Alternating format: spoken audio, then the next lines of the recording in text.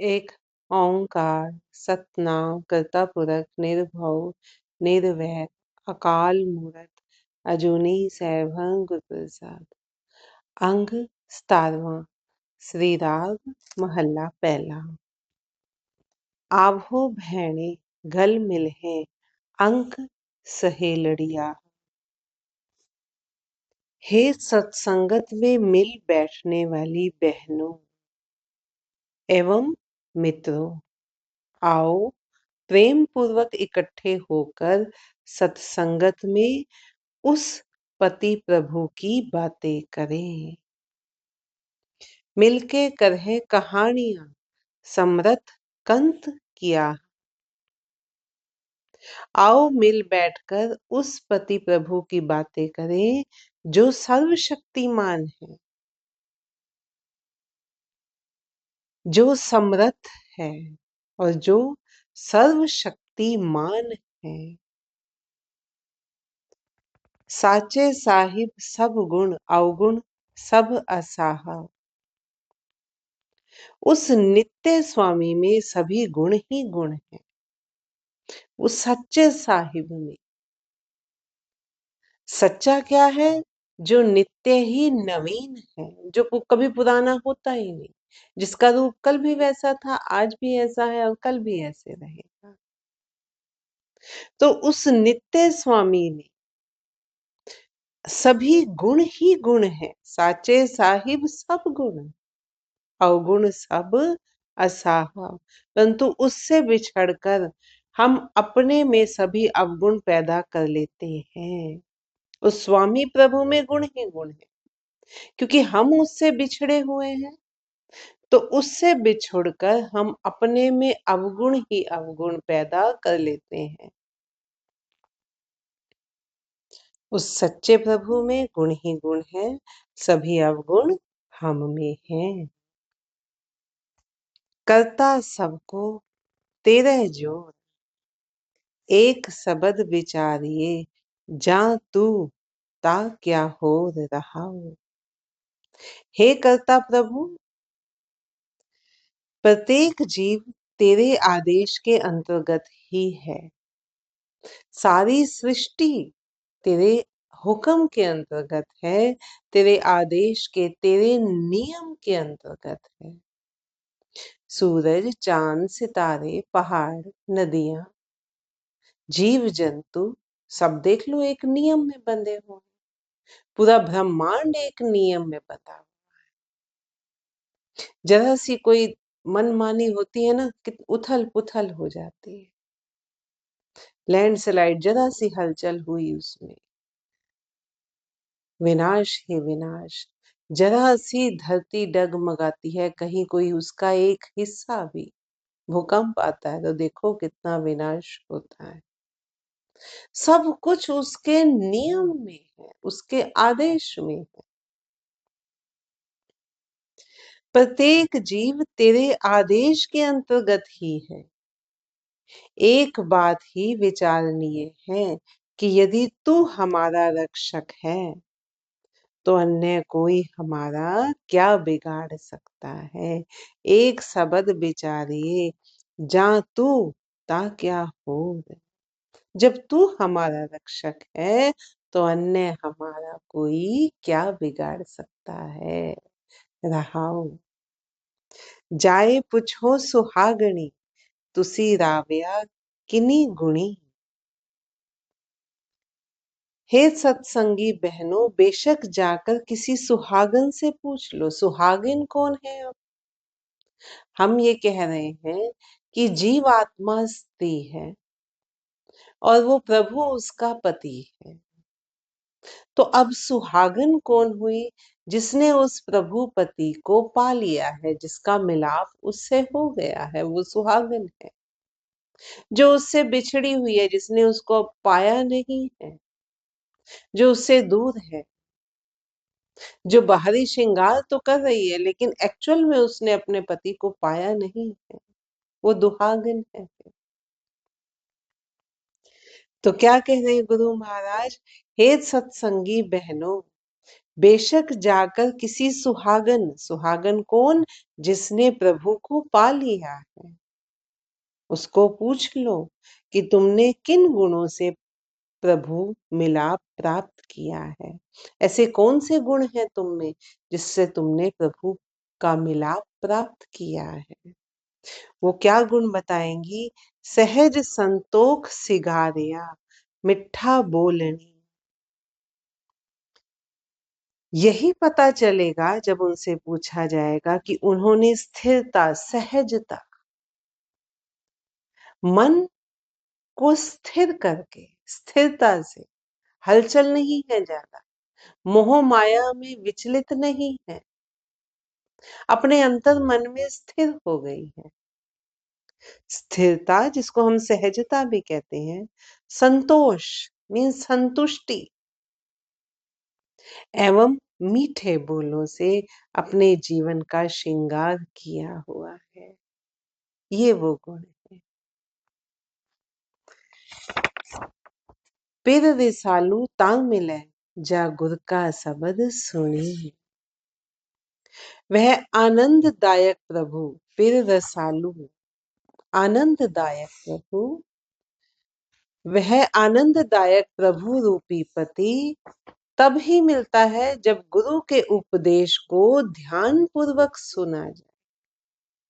पिर रसालू ता मिले जब गुरु का शब्द सुनी, जब गुरु के उपदेश को ध्यान से सुना जाता है, बार बार सुना जाता है, सहजता से, स्थिरता से सुना जाता है, और सिर्फ सुनना नहीं, फिर उसको विचारना भी, उसका मनन करके उसको ध्यान पूर्वक सुना जाता है, तभी बात बनती है। केतियां तेरियां कुदरती, केवड़ तेरी दात, केते तेरे जी जंत सिफत करे दिन रात, केते तेरे रूप रंग, केते जात अजात। हे प्रभु, तेरी शक्तियां एवं दान अनंत है। अनंत जीव दिन रात तेरे गुणों का गायन कर रहे हैं। अनंत ही तेरे रूप रंग है, और तेरे पैदा किए हुए जीव भी अनंत है। जितने ही जीव तूने पैदा किए हैं, उन सब में तेरा अंश है,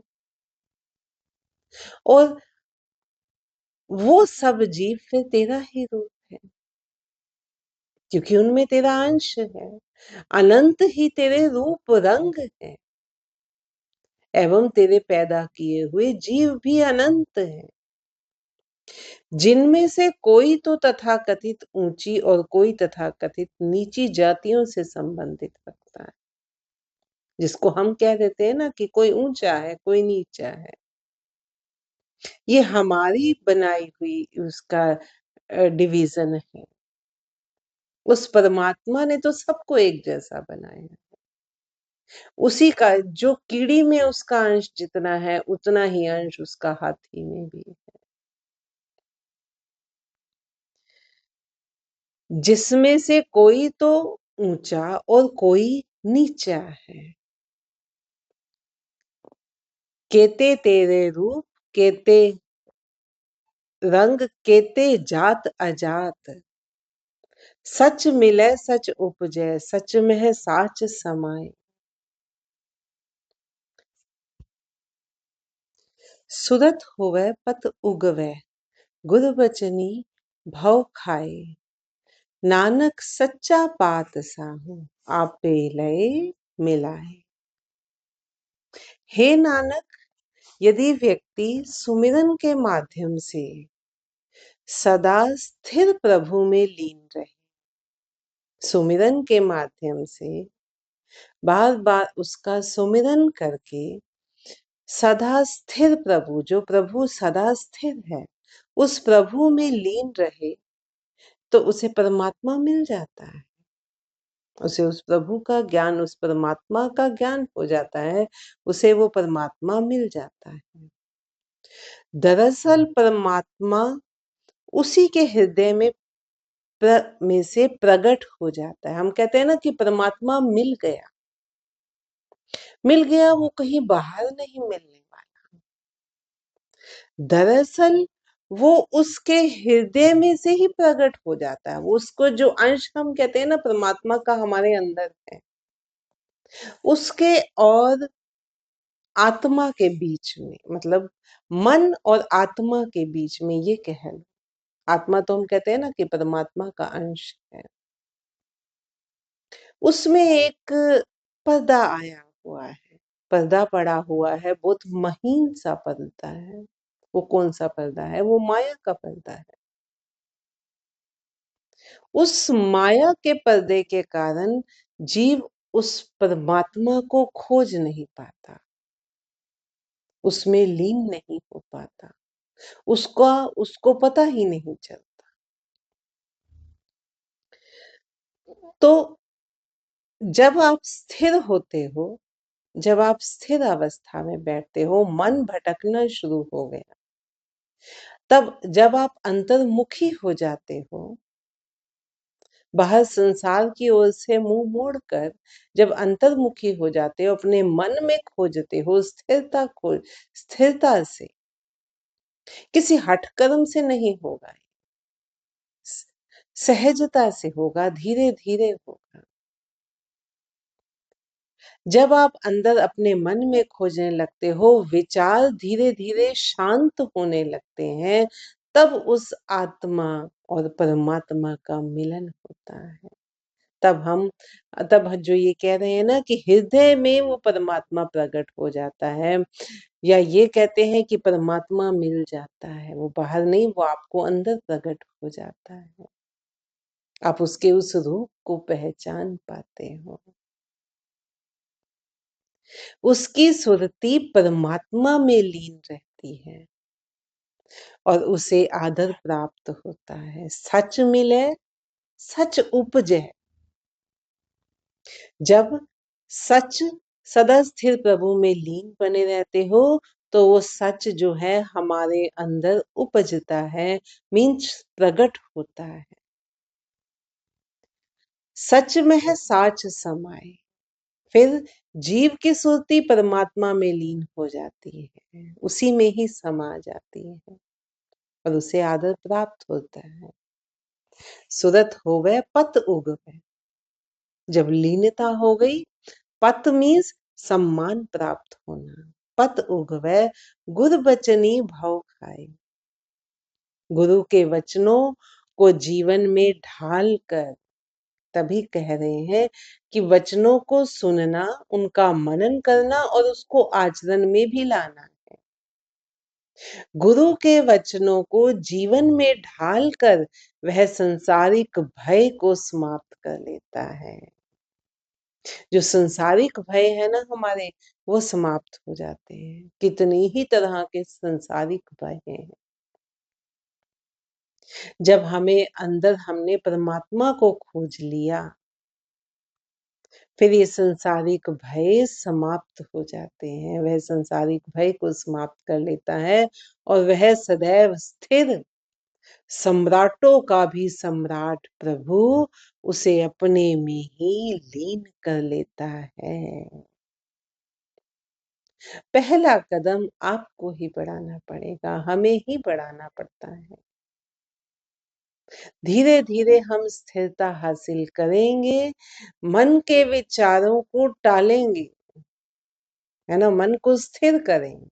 जो सारा दिन भटकता है वो हो जाएगा, उसका तरीका वही है, नाम स्मरण करना। कोई भी मंत्र है, मंत्र जो है, हम एक एग्जाम्पल से हम इसको समझ सकते हैं कि जैसे नदी बह रही है ना, नदी का अपना एक किनारा है। अगर किनारा ना हो तो वो इधर उधर कहीं भी बहती चली जाए, है ना, उसकी एक किनारा बन जाता है। वो उस किनारे के अंदर अंदर ही रहती है नदी, मिलना उसको समुद्र से है, अपना जहां से वो उपजी है वहां से चली है, लेकिन किनारों से बंधी हुई है। अगर नहीं बंधती तो देख लो क्या होता हाल होता है, जब उसका फैलाव बढ़ता है तो वो किनारों में बंध कर चलती है। तब तक किनारों में बंधी रहती है जब तक समुद्र से अपने विशाल रूप से नहीं मिल लेती। ऐसे ही ये मंत्र काम करते हैं। मंत्र जो है वो उस किनारे की तरह काम करता है। मंत्र जो है वो आपको विचारों से दूर बनाए रखता है। धीरे धीरे मंत्र का प्रभु का नाम एक ही बात है। प्रभु का नाम जपते जपते धीरे धीरे वो किनारों में बंधे हुए, जैसे ही मन में विचार आएगा, मन भटकेगा भी सही धीरे धीरे धीरे धीरे, लेकिन जब हम दोबारा से नाम स्मरण करते हैं तो फिर हमारा ध्यान उससे हटता है। फिर मन भागे, मन को फिर पकड़ के लाओ, फिर उसको किनारों में बांधो, उस प्रभु नाम में बांधो। धीरे धीरे हम कहते हैं ना कि नदी ने अपना रास्ता बना लिया। धीरे धीरे फिर वो अंदर भी रास्ता बन जाता है, जो कि हमें उस परमात्मा से, आत्मा और परमात्मा, परमात्मा क्या है? परम आत्मा। फिर आत्मा और उस परम आत्मा का मिलन होता है। जब तक मिलन नहीं होता, प्रभु का नाम, प्रभु के विचार, प्रभु की कथा वो जीव को बांधे रखती है, वो आत्मा को बांधे रखती है, भटकने नहीं देती।